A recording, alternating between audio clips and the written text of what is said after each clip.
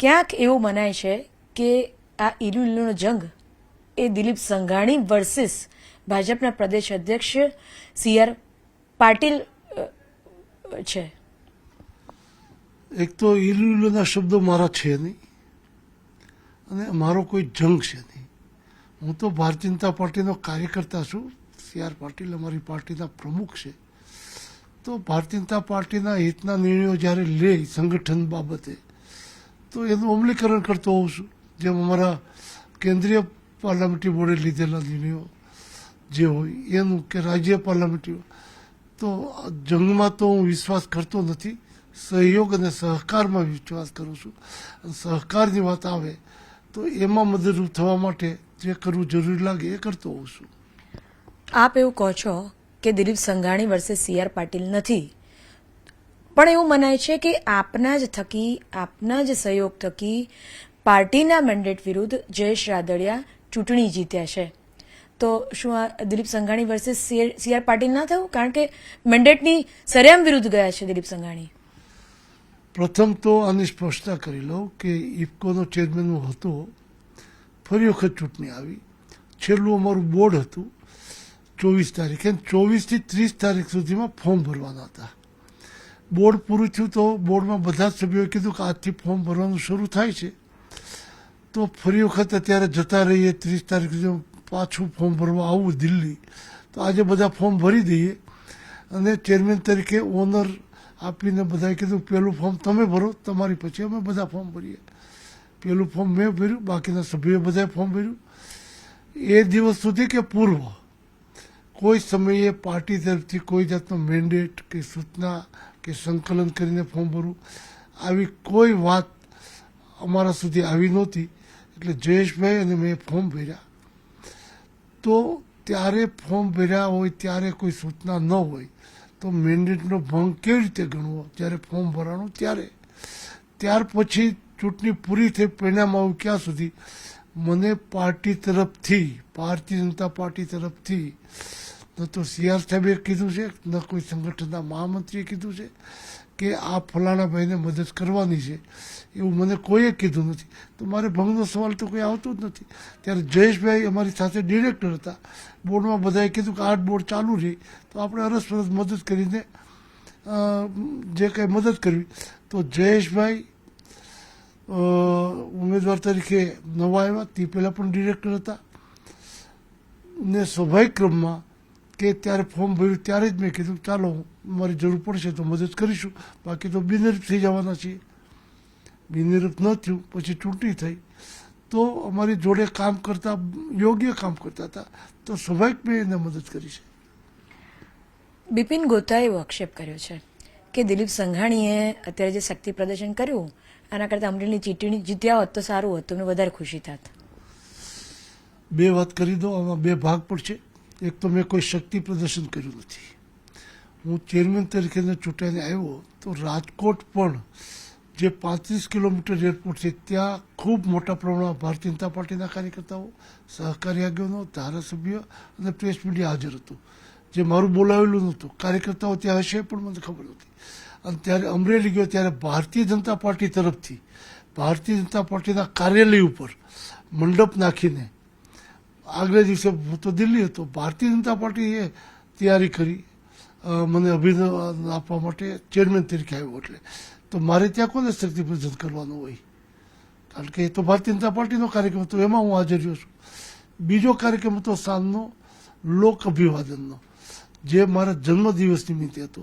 1 વર્ષ પહેલાં ભાવેશભાઈ રાદડિયાએ લીલિયામાં આજથી પણ ખૂબ મોટો કાર્યક્રમ મારા જન્મદિવસનો કરેલો. તે દિવસે એને જાહેરાત કરી હતી કે હું આખું વર્ષ દર 12 તારીખે લીલિયામાં સંસ્થાઓ તરફથી સામાજિક પ્રોગ્રામો કરીશ. અને 12 મહિના કર્યા, 12 તારીખોમાં. અને છેલ્લા કાર્યક્રમનું સમાપન કાર્યક્રમ પણ હું સારો કરીશ. તો એ સમાપન કાર્યની જાહેરાત 1 વર્ષ પહેલાં થઈ હતી. એની સાથે ડૉક્ટર કાનાબર જોડાણા અને નાગરિક અભિવાદન સમિતિ બનાવી. એમાં પણ મેં કોઈને આમંત્રણ આપ્યું નથી. માત્ર નાગરિક સમિતિ અભિવાદનમાં મારે હાજર રહેવું એવું મને કહેવામાં આવ્યું હતું ભાવેશભાઈને ડૉક્ટર ખાનાબાર દ્વારા. કારણ કે હું તો દિલ્હી હતો, અહીંયા ઉતરવાનો હતો. તો કીધું મેં અહીંયા કાર્યક્રમ કર્યો છે તમે અહીં આવો, એટલે વાયા રાજકોટથી હું ત્યાં ગયો. 11 તારીખે દિલ્હીમાં મારી એનસીઓની મિટિંગ હતી, એ પતાવીને, એટલે એમાં પણ મેં કોઈને આમંત્રણ આપ્યું નથી. હવે 1 વર્ષ પહેલાં જાહેરાત થઈ હોય, એ કાર્યક્રમ થાય એને શક્તિ પ્રદર્શન કહેવાય ખરું? સવાલ ત્યાં આવે.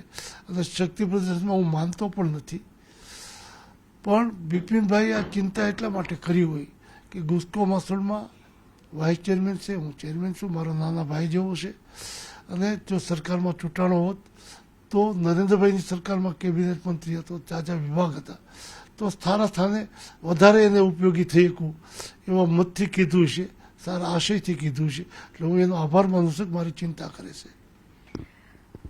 બિપિનભાઈ આપની ચિંતા કરે છે દિલીપભાઈ, પરંતુ આપ બિપિનભાઈની ચિંતા નથી કરી રહ્યા. કેમ જયેશ રાદડિયાની મદદ કરી બિપિન ગોતાને બદલે? બિપિનભાઈ મદદ માગી જ નથી. ફોર્મ ભરતા પહેલાં નથી કીધું, ફોર્મ ભર્યા પછી નથી કીધું. જ્યારે જયેશભાઈ ફોર્મ ભરતા પહેલાં પણ કીધું કે હું ભરું ખરો બધા બોર્ડ કેસ, મને મદદમાં બેનિફિટ થઈ જવાનું, આમ છતાં જરૂર પડે તો મદદરૂપ, કારણ કે ભૂતકાળમાં ક્યારેય હરીફાઈ થતી જ નહીં. ત્યારે બિપિનભાઈ તો 3 દિવસ પછી ફોર્મ ભર્યું, તો ફોર્મ ભરતા પહેલાં ચર્ચા નથી કરી, ભર્યા પછી ચર્ચા નથી કરી, નથી સંગઠનમાંથી મને કોઈ કીધું, તો પછી મદદ કેવી રીતે કરવાની? આપે કીધું કે મેન્ડેટની વાત આપને ખબર નથી, આપની સાથે કોઈ ચર્ચા કરી નથી. તો જે ઈલું જે શરૂ થયું છે એ શેના માટે શરૂ થયું છે? અને કેમ આપે સવાલ પૂછ્યો નહીં CR પાટીલને કે મેન્ડેટ આપ્યું છે તો મને જાણ કેમ નથી કરી? એવું આપે સવાલ પૂછ્યો CR પાટીલને? પહેલાં તો મારે જોડે વાત કરે તો પૂછું ને. મેં એમને ફોન કરેલો, ત્યાંથી આવ્યા પછી જ્યારે જાણ થઈ પાટીલ સાહેબને કે તમે ઉમેદવારને આ મેન્ડેટની વાતો કરી છે, તો મને લાગે છે કે ભાજપમાં વિવાદ ન થાય, જયેશભાઈ જીતી જશે, જે મતનો દૃષ્ટિકોણ છે એ રીતે, તો આ અંગે તમારે જયેશને બિનહરીફ કરી દેવા માટે બિપિનભાઈને કહેવું જોઈએ. સારું કહીને બીજી ચર્ચા નહોતી કરી. ત્યાર પછી એનો જવાબ નથી આવ્યો કાંઈ. બીજું ઈલુનો શબ્દ કહો છો, ક્યાંથી આવ્યો? CR પાટીલ સાહેબે જયેશ જીત્યા પછી એવું કીધેલું કે સહકારિતામાં ઈલું થતું અને ભાજપને નુકસાન થતું, એ અટકાવવા માટે મેન્ડેટની પદ્ધતિ કરી છે. હવે ભાજપને નુકસાન ઈલું થતું એટલે ભાજપના મેન્ડેટ. હું ટૂંકમાં 2-3 વાત કરી દઉં. સૌથી પહેલાં દેશમાં સહકારી ક્ષેત્રે રાષ્ટ્રીય સંસ્થામાં નેસ્કોબમાં હું ચૂંટાણો, નેશનલ સ્ટેટ કોઓપરેટિવ બેંક ફેડરેશનમાં.